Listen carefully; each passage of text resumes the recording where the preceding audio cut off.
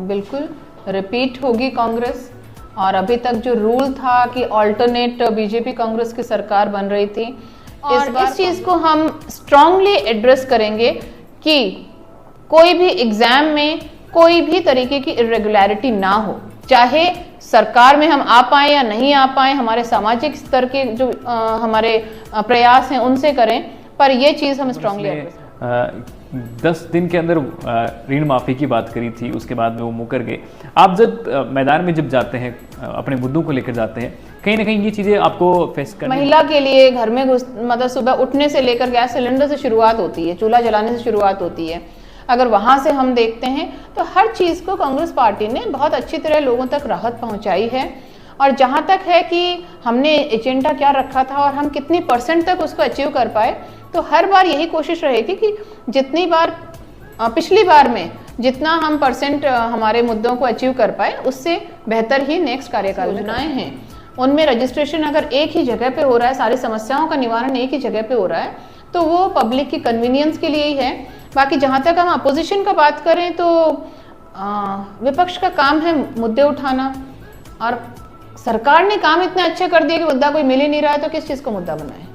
तो ये तो साफ सबके सामने हम बात करते हैं लोगों से कि भाई हमें बोला गया है कि सिलेंडर हमें मिलेगा और चीजें, लेकिन अभी तक वो हो नहीं पाए, कब तक मिल जाएगा? पैसेंस की क्या चुनाव से पहले जो वादे किए गए उनका इम्प्लीमेंटेशन हो पाएगा आपके हिसाब से? बिल्कुल हर चीज का इम्प्लीमेंटेशन हो पाएगा जो भी चल रहा है, और बिल्कुल सारा बहुत ही अच्छी पेस पे चल रहा है। सारा जो भी है बहुत ऑर्गेनाइज्ड वे में चल रहा है। इवन जो जिलों की घोषणा हुई है उस पर भी काम पूरी अच्छी पेस पे चल रहा है। और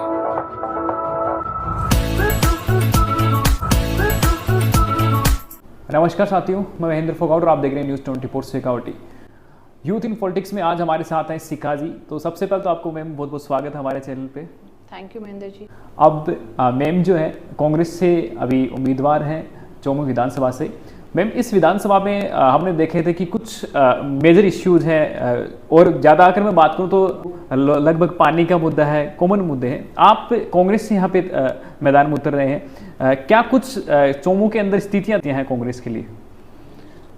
देखिए, चौमू की स्थितियाँ या पूरे प्रदेश की स्थितियाँ अगर देखते हैं तो कांग्रेस की जो नीतियाँ रही हैं पूरे राज्य के लिए वो काफ़ी अच्छी रही हैं।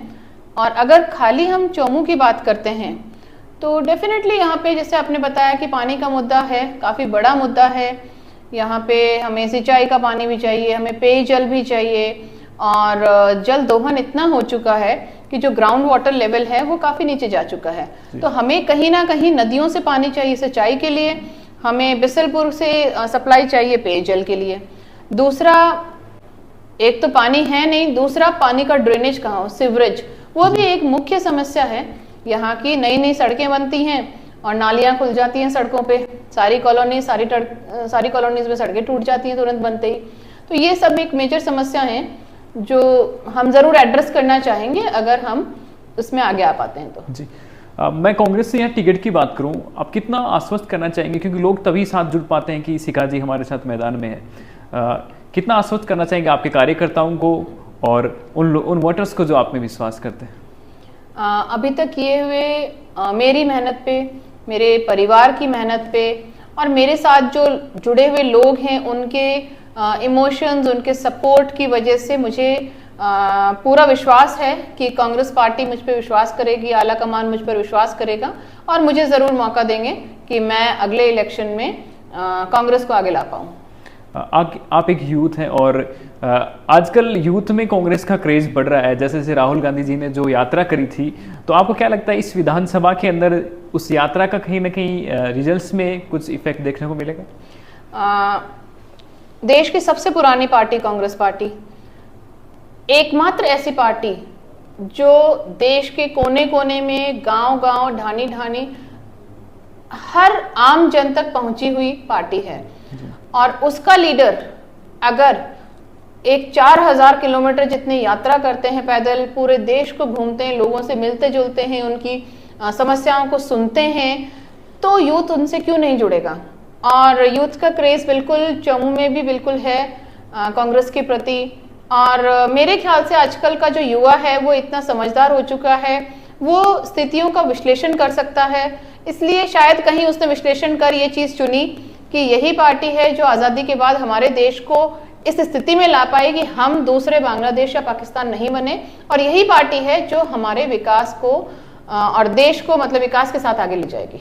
मैम, अगर मैं युवाओं की बात करूं, मैंने जैसे यहाँ हम ऑफिस में आए तो भी अपने देखा कि आपके साथ युवा बहुत ज़्यादा जुड़े हैं, और यूथ जब कहीं भी किसी न किसी, लेकिन इस टाइम पे अपन देखते हैं देश के अंदर या अपने राज्य की बात करें, अपन सबसे मेन तो अपनी विधानसभा की बात कर लें, शिक्षा में और रोजगार में वो काम नहीं हो पाए जो कि वो डिजर्व करते हैं। इतनी पढ़ाई करते हैं उसके बावजूद यहाँ पे पेपर लीक हो जाते हैं, हालांकि ये अपनी कांग्रेस सरकार की फेलियर्स बताते हैं। तो उन सबको आप क्या मैसेज देना चाहेंगे?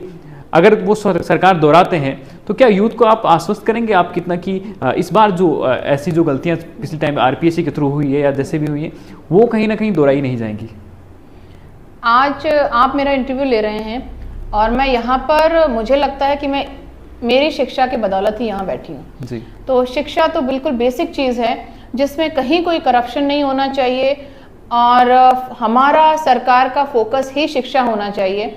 यूथ का अगर करियर बनता है, यूथ अगर शिक्षित होता है तो वो सभी मुद्दों का एनालिसिस अच्छे से कर पाएगा, और जितने भी हम अफवाहें उड़ाते हैं, दंगे फसाद होते हैं, तो ये सारी चीज़ें शिक्षा से और उनके करियर से ही आती हैं।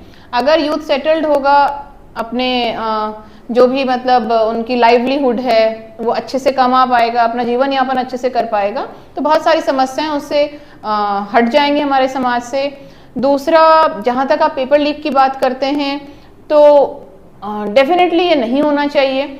इसके लिए स्ट्रिक्ट एक्शंस लिए भी जा रहे हैं। आज भी पेपर में काफ़ी बड़ा आया है कि जो भी पेपर लीक हुए हैं उनके लिए गिरफ्तारियां अभी भी चालू हैं, और इस चीज़ को हम स्ट्रांगली एड्रेस करेंगे कि कोई भी एग्जाम में कोई भी तरीके की इरेगुलरिटी ना हो, चाहे सरकार में हम आ पाए या नहीं आ पाए, हमारे सामाजिक स्तर के जो हमारे प्रयास हैं उनसे करें, पर ये चीज़ हम स्ट्रांगली एड्रेस करेंगे।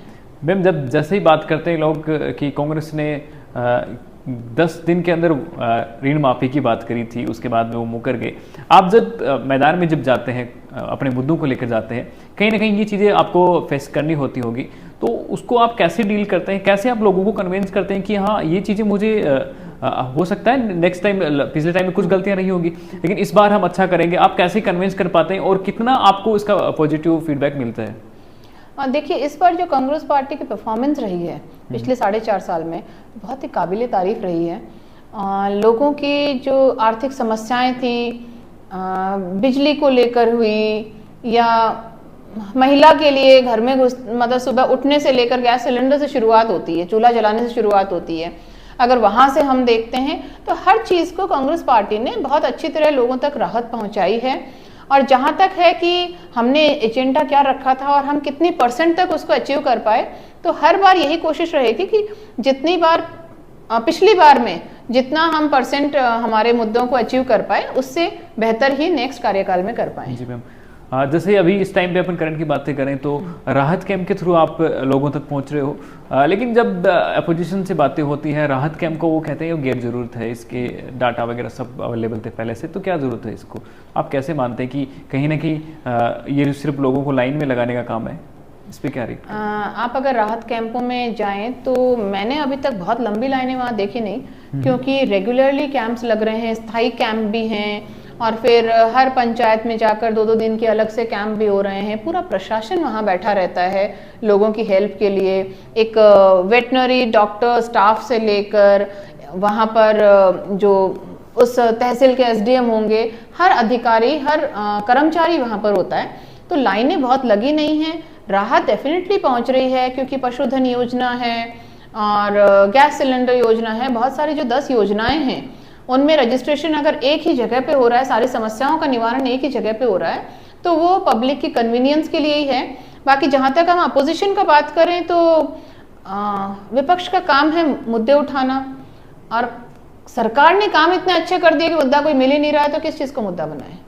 तो ये तो साफ सबके समझ आता है।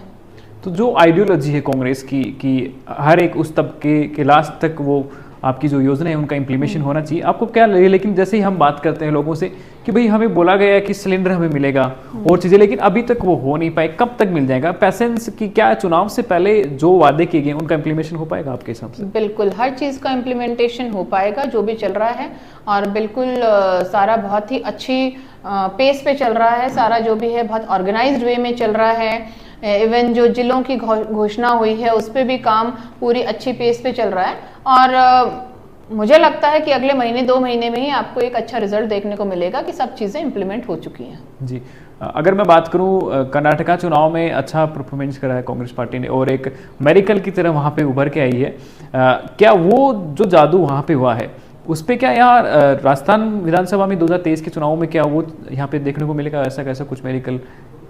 बिल्कुल रिपीट होगी कांग्रेस, और अभी तक जो रूल था कि ऑल्टरनेट बीजेपी कांग्रेस की सरकार बन रही थी, इस बार कांग्रेस जरूर रिपीट होगी। जब हमारे शीर्ष नेताओं ने पैदल चल के लोगों से मिलकर एक यात्रा की है भारत को जोड़ने की, तो उसका रिजल्ट हमें सामने देखने को मिल रहा है। कर्नाटका से जब यात्रा गुजरी थी तब भी लोगों का जो जोश और उमंग थी वो साथ था, और उसका भी मतलब हमें उन्होंने बताया कि हम कांग्रेस पार्टी के कितने साथ हैं, तो वही रिजल्ट हमें राजस्थान में भी देखने को मिलेगा। तो मैम, अभी जैसे आप एक महिला होने के नाते उन महिला वोटर्स के लिए, उन बच्चियों के लिए क्या कुछ यहाँ पे कमियाँ आप देखते हैं? स्पेशली आपकी मैं चौमू विधानसभा की बात करूँ, यहाँ पे क्या शिक्षा में कितना काम हुआ है और कितना होना चाहिए था आपके हिसाब से? महिलाओं को रोजगार को लेकर क्या कुछ काम हुए हैं? आप क्या उन्हें पॉजिटिव देखते हैं या फिर लगता है कि अभी आपको बहुत कुछ करना बाकी है यहाँ पे? अगर सामाजिक तौर पर देखते हैं, राजनीतिक नहीं, सामाजिक तौर पर, तो 17 साल पहले मेरी शादी हुई थी, तब मैंने चौमू देखा था, और आज का जो चौमू है उसमें काफ़ी हद तक बदलाव आया है, क्योंकि उस वक्त पानी की इतनी कमी नहीं थी, इसलिए एक तरह से कृषि नगरी ही थी ये। और जैसे जैसे पानी की कमी आई, लोगों का झुकाव शिक्षा की तरफ हुआ, तो लोगों ने नौकरियां लेने का सोचा। अब बहुत सारी लड़कियां भी पढ़ रही हैं, लोगों को समझ आ रहा है कि हाँ, हमारी लड़कियों को अगर पढ़ाते हैं वो अपने पैरों पर खड़ी रहती हैं तो आगे जाके वो उनका सुखी जीवन रह सकता है। पर अभी भी बहुत सारी कुरीतियां हैं कि लड़कियां पुरुषों के बराबर नहीं बैठ सकती हैं, महिलाएं अभी भी, घूंघट प्रथा है और बहुत सारी हैं। ये तो जो अच्छी चीजें पहुंच पाई हैं वो अभी सिर्फ सिटी में या मेन शहर में पहुंच पाई हैं। अगर हम इंटीरियर्स में देखें, रूरल में या बैकवर्ड कास्ट में देखें, तो वहां तक ये चीजें नहीं पहुंच पाई हैं। तो हमारा फोकस रहेगा कि हम फीमेल हेल्थ और फीमेल एजुकेशन को टारगेट करें। जी मैम, क्या मैसेज देना चाहेंगी उन नए वोटर्स को जो शायद इस बार पहली बार वोट करेंगे, और वो एक बहुत इंपॉर्टेंट होता है उनके लिए कि वो किस दिशा में जाएं और वो उनका सही जीवन दिशा, क्योंकि अपन देखते हैं कैरियर हमारा सरकार पे डिपेंड है, सब कुछ सारी चीज़ें, क्योंकि इतनी ज़्यादा अगर प्राइवेट इतनी है नहीं तो फिर वो डिपेंड रहते हैं कि हम सरकारी नौकरी लेंगे, और ये कहीं ना कहीं हमारे समाज में भी चलता है कि सरकारी नौकरी होना बहुत ज़रूरी है। तो उन नए वोटर्स को आप क्या मैसेज देना चाहेंगे? कांग्रेस पार्टी की तरफ से क्या मैसेज देना चाहेंगे? नए वोटर्स कांग्रेस पार्टी की तरफ से नहीं, मैं खुद एक जिम्मेदार वोटर होने के नाते मैं उन्हें एक मैसेज देना चाहूँगी कि आप लोग शिक्षित हैं, आपको और अच्छी शिक्षा मिले, और उसी शिक्षा के आधार पर आप लोग एक ऐसे कैंडिडेट का चुनाव में चयन करें जो आपको लगता है आपके लिए काम करेगा, और जो ये वोट का अधिकार है वो बहुत ही खास है, उसका बहुत समझदारी से आप यूज करें। पार्टी भी देखें, कैंडिडेट भी देखें, उसका शिक्षा का स्तर भी देखें, उसकी सक्रियता भी देखें, उससे आप लोगों से जुड़ाव भी देखें, और इन सारी चीज़ों को सोचकर आप अपने वोट का इस्तेमाल करें। शिखा जी, मैं एक इस इंटरव्यू का आखिरी सवाल, हमेशा ये होता है कि पार्टी में चाहे भले ही कितने अच्छे काम करे हो, अपोजिशन हमेशा कमियां निकालेगा, और आप अगर आपको कांग्रेस पार्टी मौका देती है तो क्या आप अपना करीबी कॉम्पिटिटर, क्या आपको लगता है कि हाँ किसे मानते हैं और किस पार्टी को मानते हैं? कि मेरे को लगता है यहाँ पर लगभग 2 ही फ्रंट चलते हैं, कांग्रेस बीजेपी, तो किसको मानते हैं कैंडिडेट के रूप में? फिलहाल देखिए हमें मौका कब मिल पाता है इस चीज़ के लिए। पार्टी अगर हमें मौका देती है तो जो भी आपने जैसे बोला कॉम्पिटिटर, तो मुझे नहीं लगता कोई भी किसी से भी मैं अपना कंपटीशन मानती हूँ, क्योंकि जो लोग इस रेस में चल रहे हैं, इस रेस में दौड़ रहे हैं, वो भी हमारे यहीं के लोग हैं। जी। तो मुझे लगता है कि जिसको भी मौका मिलता है सभी लोग एक दूसरे को सपोर्ट करेंगे और पार्टी के लिए ही काम करेंगे, सभी लोग आगे बढ़कर अपने क्षेत्र के लिए काम करेंगे। एक वो भी आश्वस्त में हम करना चाहते हैं कि अगर पार्टी ने आप पे विश्वास जताया भी नहीं जताया, वो किसी पे अभी वो भविष्य के में अगर नहीं जताया, तो क्या आप एक लॉन्ग विजनरी की तरह पार्टी के साथ जुड़े रहेंगे? पार्टी के साथ तो हम पहले से ही जुड़े हैं, हमारी विचारधारा पहले से जुड़ी है। नहीं, इस बार हमने देखा है कि बहुत सारे कैंडिडेट ऐसे होते हैं जब पार्टी उन पे विश्वास नहीं जताती है तो वो अपनी दूसरी राह अपना लेते हैं। आप अगर मेरा पिछले 5-7 साल का चौ में कार्यकाल देखें, 10 साल से मैं चौ में यहाँ पे कार्य कर रही हूँ, और पिछले 5-7 साल का अगर रिकॉर्ड देखते हैं तो मैं सामाजिक क्षेत्र में काफ़ी सक्रिय हूँ। Youth empowerment, female health education, poor kids के लिए ये सारी चीज़ें मैं कर रही हूँ और ये आगे भी चालू रहेंगी। और पार्टी के स्तर पर भी मैं पार्टी के संगठन को मजबूत करने के लिए जो मुझे अभी पीसीसी सचिव की जिम्मेदारी सौंपी गई है, तो उसके लिए मैं लगातार काम करती रहूँगी। जी मैम, बहुत बहुत शुक्रिया, आपने टाइम निकाला। और थैंक यू महेंद्र जी। तो आपके बहुत सारे क्वेश्चंस का आंसर आपको मिल गया होगा। और आप अगर चौमू विधानसभा से इस वीडियो को देख रहे हैं और शिखा जी को आप प्रत्यक्ष या अप्रत्यक्ष रूप जैसे भी जानते हैं, उनके बारे में आप अपनी राय जरूर रखिएगा। आपको हम मिलाते रहेंगे ऐसी शख्सियत से पूरी विधानसभाओं में राजस्थान भर की। तो आप चैनल के साथ में जुड़े रहिएगा। Thanks for watching meet me soon in next video.